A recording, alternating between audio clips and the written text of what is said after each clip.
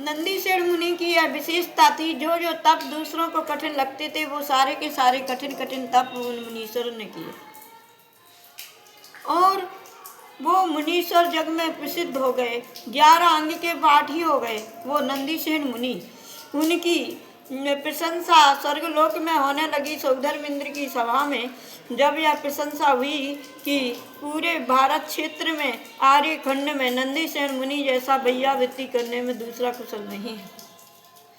कहते हैं जो जिन शासन में वैयावृत्ति करता है उसके देवता भी सेवक होते हैं और देवता भी प्रशंसा करते हैं।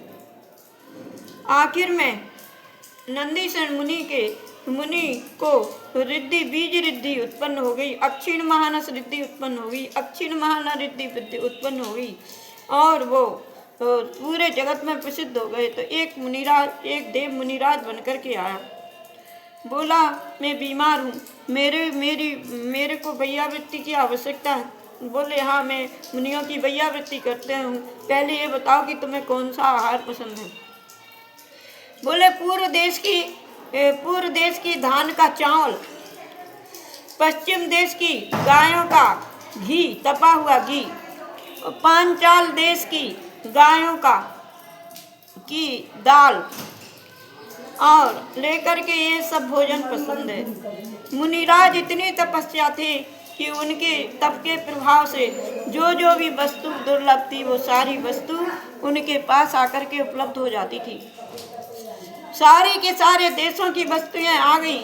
मुनिराज का अच्छी तरह से आहार कराया गया और रात को उन जो विक्रिया से बने मुनिराज देव उन्होंने लेकर के उन मुनिराज के ऊपर वमन कर दी। उन मुनिराज ने घृणा नहीं की, अच्छी तरह से वमन को धोया, अपना शरीर धोया, उनका शरीर धोया और कहा मेरे आहार में कुछ गलती हो गई। तब वह देव प्रकट हो गया और बोला कि धन्य है मुनिराज, आपकी जैसी प्रशंसा हमने स्वर्ग लोक में सुनी थी वैसी ही देखी।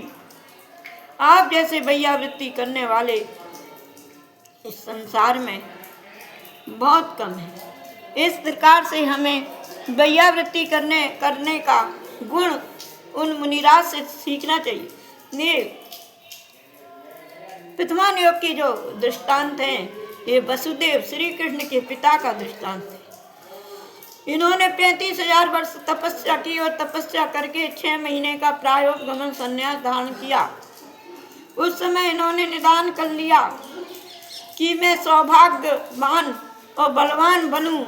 इस निदान का फल उनको ये मिला कि सौभाग्यवान और बलवान बने, लेकिन उन्होंने वसुदेव देवकी ने दिगंबर मुनि की दीक्षा धारण नहीं कर पाए।